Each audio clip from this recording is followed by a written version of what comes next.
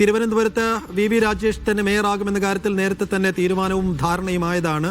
ഇനിയിപ്പോൾ അവിടെ തെരഞ്ഞെടുപ്പ് പൂർത്തിയാകണം. RP സനൂപ് ഉണ്ട്. സനൂപ്, എങ്ങനെ പുരോഗമിക്കുന്നു അവിടെ ചടങ്ങ് കാര്യങ്ങൾ?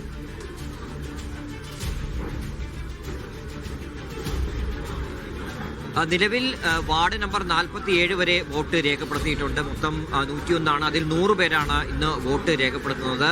മേയർ സ്ഥാനാർത്ഥിയായിട്ട് മത്സരിക്കുന്ന 3 പേരും ഇപ്പോൾ വോട്ട് രേഖപ്പെടുത്തിയിട്ടുണ്ട്. BJP സ്ഥാനാർത്ഥി VV രാജേഷ് വോട്ട് രേഖപ്പെടുത്തി. LDF സ്ഥാനാർത്ഥി RP ശിവജിയും വോട്ട് രേഖപ്പെടുത്തിയിട്ടുണ്ട്. UDF സ്ഥാനാർത്ഥി KS ശബരിനാഥനും വോട്ട് രേഖപ്പെടുത്തി. വോട്ടിംഗ് എന്തായാലും ഇനിയിപ്പോൾ പകുതി വോട്ടർമാർ മാത്രമാണ് ഇപ്പോൾ വോട്ട് രേഖപ്പെടുത്തിയത്. ഇനി ഏകദേശം ഒരു 1/2-3 മണിക്കൂർ കൂടി എടുക്കും ഈ വോട്ട് പൂർത്തിയാൻ വേണ്ടി. ഈ അംഗസംഖ്യ വെച്ച് VV രാജേഷ് തന്നെയാണ് BJP സ്ഥാനാർത്ഥിയായിട്ട് മത്സരിക്കുന്ന VV രാജേഷ് തന്നെ തിരുവനന്തപുരം കോർപ്പറേഷനിലെ മേയറാവുന്ന കാര്യത്തിൽ സംശയമില്ല. 50 പേരുടെ പിന്തുണ അവർക്കുണ്ട്. അതോടൊപ്പം തന്നെ ഒരു സ്വതന്ത്രം കൂടി BJPയെ പിന്തുണയ്ക്കുന്നു. അങ്ങനെ 51 അംഗം അവർക്ക് പിന്തുണയ്ക്കുന്നുണ്ട്. അതുകൊണ്ട് വോട്ട് അസാധുവോ മറ്റ് പ്രശ്നങ്ങളോ തന്നെ ഇല്ലെങ്കിൽ VV രാജേഷ് തന്നെ മേയറാവും. 3 സ്ഥാനാർത്ഥികൾ ഉള്ളതുകൊണ്ട് തന്നെ ഈ പറയുന്ന ഒരു സ്ഥാനാർത്ഥിക്ക് മറ്റ് 2 സ്ഥാനാർത്ഥിയേക്കാൾ കൂടുതൽ വോട്ട് കിട്ടിയാൽ അവർ രണ്ടുപേർ കിട്ടുന്ന വോട്ടിനേക്കാൾ കൂടുതൽ വോട്ട് കിട്ടിക്കഴിഞ്ഞാൽ ആ സ്ഥാനാർത്ഥി ജയിക്കും. ആ രീതിയിലാണ് ഇവിടുത്തെ വോട്ടെടുപ്പ് നടക്കുന്നത്. അതുകൊണ്ട് VV രാജേഷ് തന്നെ തിരഞ്ഞെടുക്കുന്ന കാര്യത്തിൽ ഒരു സംശയവുമില്ല. അങ്ങനെയെങ്കിൽ BJPയുടെ കേരളത്തിലെ ആദ്യത്തെ മേയർ എന്ന പദവി VV രാജേഷിന് തന്നെ കിട്ടും.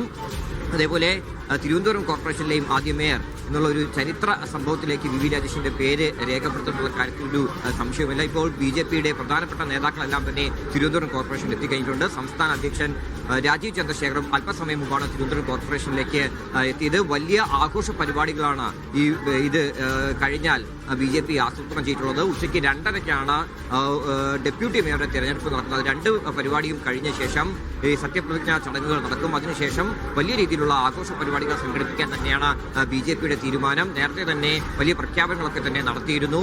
ജയിച്ചു കഴിഞ്ഞാൽ 45 ദിവസത്തിനകം തന്നെ പ്രധാനമന്ത്രി വരും. പ്രധാനമന്ത്രിയായിരിക്കും തിരുവനന്തപുരം കോർപ്പറേഷനിലേക്ക് BJP നടപ്പിലാക്കാൻ പോകുന്ന പദ്ധതികളൊക്കെ തന്നെ പ്രഖ്യാപിക്കാൻ പോകുന്നുള്ള കാര്യം അവർ വ്യക്തമാക്കി. അതുകൊണ്ട് തന്നെ എങ്ങനെയെങ്കിലും പ്രധാനമന്ത്രി തന്നെ എത്തിച്ച് ഈ പരിപാടികളൊക്കെ തന്നെ പ്രഖ്യാപിക്കാൻ വേണ്ടിയാണ് BJP ശ്രമിച്ചുകൊണ്ടിരിക്കുന്നത്. എന്തായാലും വലിയൊരു വിജയമായിട്ട് തന്നെ അവർ തന്നെ കാണുന്നു. കേവല ഭൂരിപക്ഷം കിട്ടിയില്ല എങ്കിൽ പോലും ഈ സ്വതന്ത്ര പിന്തുണയോടുകൂടി ഭരണം ഉറപ്പിച്ച് വേറെ പ്രശ്നങ്ങളില്ലാതെ മുമ്പോട്ട് പോകാൻ കഴിയുമെന്ന് തന്നെയാണ് അവർ പ്രതീക്ഷിക്കുന്നത്.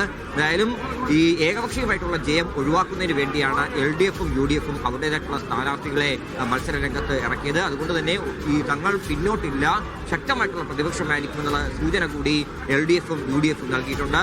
തിരഞ്ഞെടുപ്പ് പുരോഗമിക്കുകയാണ്. ഇനി ഏകദേശം 1 മണിക്കൂറിനുള്ളിൽ തന്നെ തിരഞ്ഞെടുപ്പ് പ്രക്രിയകൾ പൂർത്തിയാവും.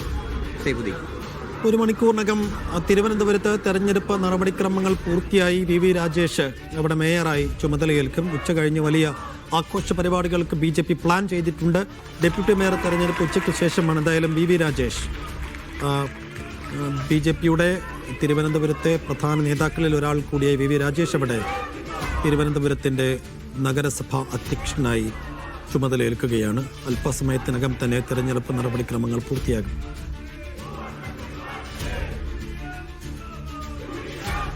അങ്ങനെ സംസ്ഥാനത്തിൻ്റെ വിവിധ ഭാഗങ്ങളിലായി ഇപ്പോൾ 6 കോർപ്പറേഷനുകളിലും ഒപ്പം വിവിധ നഗരസഭകളിലും പുതിയ അധ്യക്ഷന്മാർ ചുമതലയേൽക്കുന്ന ചടങ്ങുകൾ, തെരഞ്ഞെടുപ്പ് നടപടിക്രമങ്ങൾ പൂർത്തിയായിക്കൊണ്ടിരിക്കുന്നു. നമുക്ക്